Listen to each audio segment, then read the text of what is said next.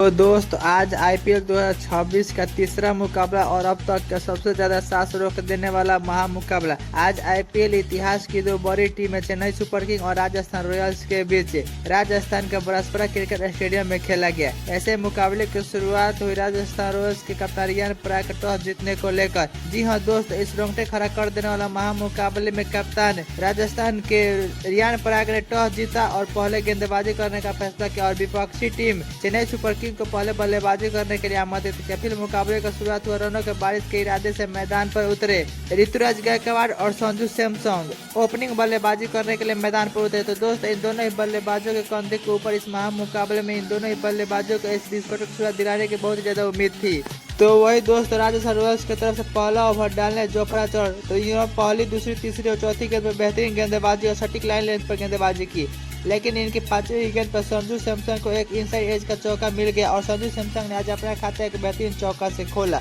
और पहले ओवर में मात्र चेन्नई सुपर किंग 7 रन ही बना पाई। तो वही दोस्त दूसरा ओवर डालने नांड्रे बर्गर की तीसरी गेंद पर ऋतुराज गायकवाड़ को एक लेग बैक का चौका मिल गया और दोनों ही बल्लेबाजों ने खाता आज अपने बेहतरीन एक चौका से खोला और दोनों ही बल्लेबाज समझ बूझकर अपनी पारी को आगे बढ़ा रहे थे, लेकिन अपनी छठी गेंद पर नांड्रे बैगन और संजू सैमसंग को क्लीन बोल्ड कर पोलियन भेज दिया और चेन्नई सुपर किंग को पहला झटका दे दिया और राजस्थान रॉयल्स को पहली सफलता मिल गई। संजू सैमसंग आज इस मुकाबले में कुछ खास कमाल नहीं कर पाए और 7 गेंदों में 6 रन नहीं बना पाए और इसी का दोस्तों पहली सफलता मिलने के साथ ही अब राजस्थान रॉयल्स की टीम में काफी खुशी की लहर छा गई थी। इसके बाद नए बल्लेबाज के रूप में आयुष मात्रे बल्लेबाजी करने आए। तभी तीसरा ओवर डालने जोफ्रा चौड़ काफी सटीक लाइन लेंथ पर गेंदबाजी कर रहे थे, लेकिन इनके पांचवी गेंद पर ऋतुराज गायकवाड़ ने एक बेहतरीन फ्लिक के जरिए चौका जड़ दिया और ऋतुराज गायकवाड़ भी बेहतरीन लय में नजर आ रहे थे, लेकिन अपनी अगली गेंद पर कमबैक करते हुए जोफ्रा आर्चर ने ऋतुराज गायकवाड़ को भी क्लीन बोल्ड कर पोलैंड भेज दिया और अपनी टीम को दूसरी सफलता दिला गई और अब राजस्थान रॉयल्स को दूसरी सफलता मिलने के साथ ही राजस्थान रॉयल्स के खेमे में खुशी की लहर छा गई थी। ऋतुराज गायकवाड़ भी इस मुकाबले में कुछ खास कमाल नहीं कर पाए और 11 गेंदों मात्र 6 रन बना पाए और अब बैक टू बैक 2 झटका लगने के बाद अब चेन्नई सुपर किंग काफी खामोशी की लहर छा गई थी उनके डगआउट में। इसके बाद नए बल्लेबाज के रूप में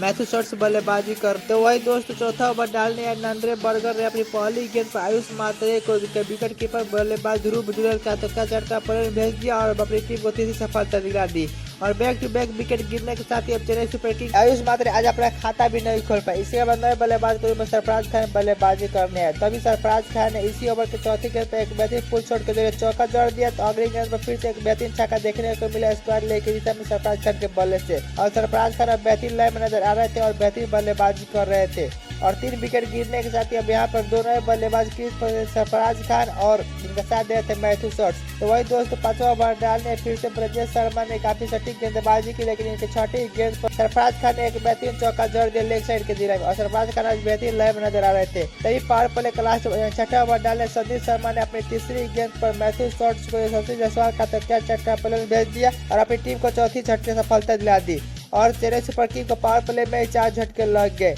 मैथ्यू शॉर्ट्स इस मुकाबले में कुछ खास कमाल नहीं कर पाए, 7 गेंदों में 2 नहीं बना पाए। इसके बाद नए बल्लेबाज के रूप में कार्तिक शर्मा बल्लेबाजी करे और इसी के साथ दोस्तों चेन्नई सुपर किंग की टीम पावर प्ले समाप्त होने तक मात्र 42 रन बना पाई 4 विकेट के नुकसान पर। तो इसके बाद 7वां ओवर डाले रवि बिश्नोई काफी सटीक गेंदबाजी कर रहे थे, लेकिन इनके छठी गेंद पर कार्तिक शर्मा ने एक बेहतरीन स्क्वायर लेग की दिशा में 104 मीटर का लंबा छक्का जड़ दिया और कार्तिक शर्मा और सरफराज खान आज बेहतरीन लय में नजर आ रहे थे। इसके बाद 8वां ओवर डालने रविंद्र जडेजा ने अपनी दूसरी गेंद पर सरफराज खान को एलबीडब्ल्यू आउट कर पोलैंड भेज दिया और अपनी टीम को 5वीं सफलता दिलाई। सरफराज खान आज इस मुकाबले में कुछ खास कमाल नहीं कर पाए और 12 गेंदों में 17 नहीं बना पाए। इसके बाद नए बल्लेबाज के रूप में शिवम दुबे बल्लेबाजी करने आए, लेकिन अगली ही गेंद पर शिवम दुबे ने आधे रविंद्र जडेजा के एक बेहतरीन छक्का जड़ दिया 75 मीटर का लॉग ऑन के ऊपर से। शिवम दुबे आज आते ही अटैकिंग पारी खेलने वाले थे और बेहतरीन लय में नजर आ रहे थे और अब यहाँ से शिवम दुबे बल्लेबाजों के कंधे पर एक बेहतरीन साझेदारी की जरूरत थी, लेकिन इसी ओवर की छठी गेंद पर एक बेहतरीन गेंद शिवम दुबे एक बेहतरीन छक्का मारना चाहते लेकिन वो बल्ले पकड़ अच्छे से आई नहीं और सीधे रवि बिश्नोई के हाथों में चली गई।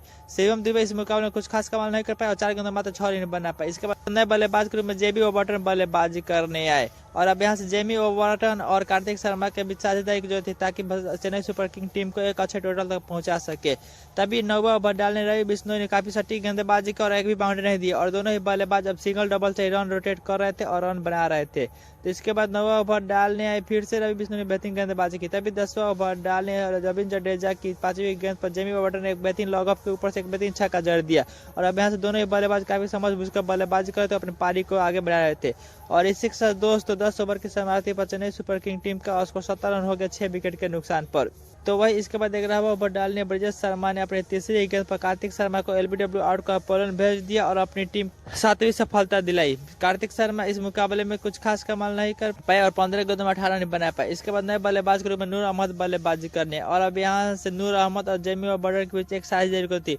लेकिन चेन्नई सुपर किंग के आज कोई भी बल्लेबाज टिककर बल्लेबाजी कर ही नहीं रहा था और बैक टू बैक विकेट दे रहा था। तभी इसके बाद 12वां ओवर डालने रविंद्र जडेजा काफी बेहतरीन गेंदबाजी की और एक भी बाउंड्री नहीं दिए। तो इसके बाद 13वां ओवर डालने जोफ्रा आर्चर ने अपनी 5वीं गेंद पर नूर अहमद को विकेट कीपर ध्रुव जुरेल का तो क्या चट कर पोलैंड भेज दिया और अपनी टीम को 8वीं सफलता दिलाई। नूर अहमद इस मुकाबले में कुछ खास कमाल नहीं कर पाए, 9 गेंदों में 1 रन बना पाए और बैक टू बैक के साथ चेन्नई सुपर किंग के कोई भी बल्लेबाज टिक कर बल्लेबाजी कर नहीं रहता और back to back Chennai super king के विकेट गिर रहे थे। तभी इसके बाद नए बल्लेबाज के रूप में मैट हेनरी बल्लेबाजी करने आए और अब यहाँ से मैट हेनरी और जेमी वार्नर की साझेदारी की जरूरत थी। तो इसके बाद फिर से 14वां ओवर डालने एंड्रे बर्गर ने काफी सटीक गेंदबाजी की और इस ओवर में एक भी बाउंड्री नहीं दिया। तभी इसके बाद 15वां ओवर डालने ब्रिजेश शर्मा की चौथी गेंद पर मैट हेनरी को एक इनसाइड एज का चौका मिल गया और अब दोनों ही बल्लेबाज समझ बुझकर बल्लेबाजी कर रहे थे और अब यहाँ पर अटैकिंग पारी भी खेलना चाहते थे ताकि अपनी टीम को एक समझ टोटल स्कोर का पहुंचाया जा सके। और इसके दोस्तों 15 ओवर के समाप्ति पर चेन्नई सुपर किंग टीम का स्कोर 93 रन हो गया 8 विकेट के नुकसान पर। तो इसके बाद 16वां ओवर डालने रवि बिश्नोई ने अपनी तीसरी गेंद पर मैट हेनरी को कॉटन बोल्ड कर पोलैंड भेज दिया और अपनी टीम को 8वीं सफलता दिलाई। मैट हेनरी इस मुकाबले में भी कुछ खास कमाल नहीं कर पाए और 7 गेंदों में मात्र 5 रन बना पाए। इसके बाद लास्ट बल्लेबाज के रूप में अंकुश कंबोज बल्लेबाजी करने आए और अब यह लास्ट बल्लेबाज थे चेन्नई सुपर किंग की तरफ से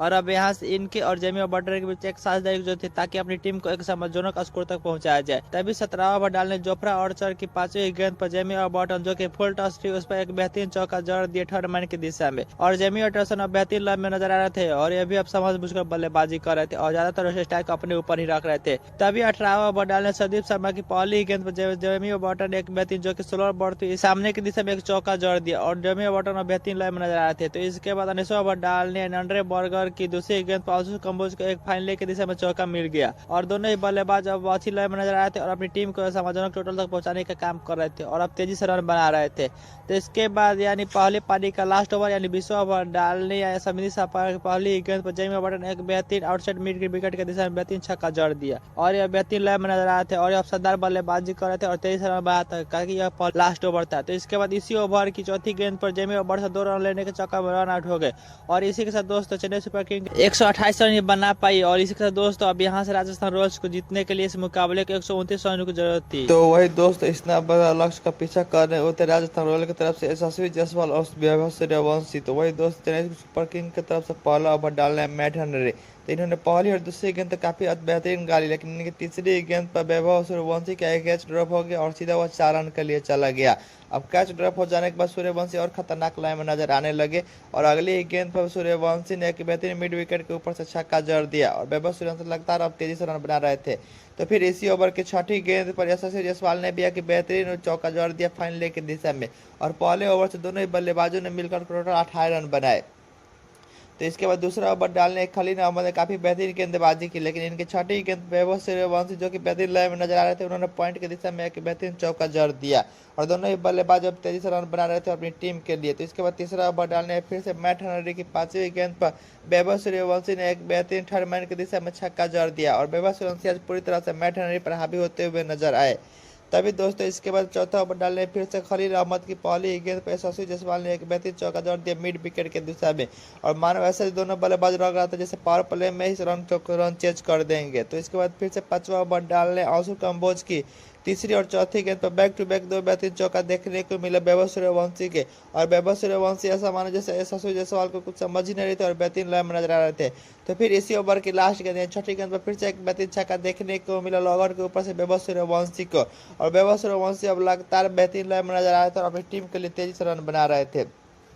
तो इसके बाद पावर प्ले का लास्ट ओवर यानी छठा ओवर डालने नूर अहमद की पहली गेंद पर यशस्वी जायसवाल को लेग बाई का एक चौका मिल गया तो फिर इसी ओवर की चौथी गेंद पर वैभव सूर्यवंशी ने बेहतरीन फाइनल की दिशा में एक छक्का जड़ दिया। तो फिर अगली गेंद पांचवी गेंद पर एक बेहतरीन छक्का जड़ कर इन्होंने मात्र 15 गेंदों में ही अपने 50 रन पूरा कर लिया और वैभव सूर्यवंशी आज बेहतरीन लय में नजर आ रहे थे। और इसी का दोस्तों पावर प्ले समाप्त होने तक राजस्थान रॉयल्स टीम का स्कोर 74 रन हो गया, एक भी विकेट खोए और दोनों ही बल्लेबाज अब 23 रन बना रहे थे ताकि अपनी टीम को जल्दी जिता सके और अच्छे पॉइंट टेबल में रन रेट से जिता सके। लेकिन तभी 7वां ओवर डालने अंशु कंबोज ने अपनी दूसरी गेंद पर वैभव सूर्यवंशी को सरफराज करने का तो कैच आउट का पलन भेज दिया और अपनी टीम को वाली सफलता दिलाई। वैभव सूर्यवंशी इस मुकाबले में खतरनाक बल्लेबाजी करते हुए मात्र 17 गेंदों में 52 रन की बेहतरीन पारी खेले। इसके बाद नए बल्लेबाज के रूप में ध्रुव जुरेल बल्लेबाजी करने आए। तभी 8वां ओवर डालने जेमी ओबर्टन की तीसरी, चौथी और छठी गेंद पर बेहतरीन छक्का देखने को मिला ध्रुव जुरेल के बॉल से और ध्रुव जुरेल भी आज बेहतरीन लय में नजर आते हैं। और इसके दोस्तों 8वें ओवर में मैच 16 रन बनाए दोनों ही बल्लेबाजों ने मिलकर। तो इसके बाद फिर से 9वां ओवर डालने अंशु कंबोज की पहली और दूसरी गेंद पर बैक टू बैक दो बेहतरीन चौका देखने को मिला ध्रुव जुरेल के बॉल से और ध्रुव जुरेल भी आकर 23 रन बना रहे थे। लेकिन अगली गेंद पर अंशु कंबोज को कम बैक करते हुए ध्रुव जुरेल को क्लीन बोल्ड कर देते और अपनी टीम को दूसरी सफलता दिलाई। अंशु कंबोज ध्रुव जुरेल इस मुकाबले में बेहतरीन बल्लेबाजी करते 9 गेंदों में 18 रन की बेहतरीन पारी खेले। इसके बाद नए बल्लेबाज के रूप में कप्तान रियान पराग बल्लेबाजी करने तभी तो इसके बाद 10वां ओवर डालने खलील अहमद की 5वीं गेंद पर फिर से रियान पराग ने एक बेहतरीन स्लॉग शॉट के जरिए एक चौका जोड़ दिया और रियान पराग भी आज बेहतरीन लय में रहे थे और इन्होंने भी अपना बाउंड्री से खाता खोल दिया। तो इसी के साथ दोस्तों 10 ओवर की समाप्ति पर राजस्थान रॉयल्स टीम का स्कोर 106 रन हो गया 2 विकेट के नुकसान पर। तो इसके बाद 11वां ओवर डालने नूर अहमद काफी गेंदबाजी बेहतरीन कर रहे थे लेकिन इनकी छठी गेंद पर रियान पराग ने एक बेहतरीन चौका जोड़ दिया कवर के ऊपर से और रियान पराग भी अब चेन्नई सुपर किंग के गेंदबाजों के ऊपर हावी होते हुए नजर आए।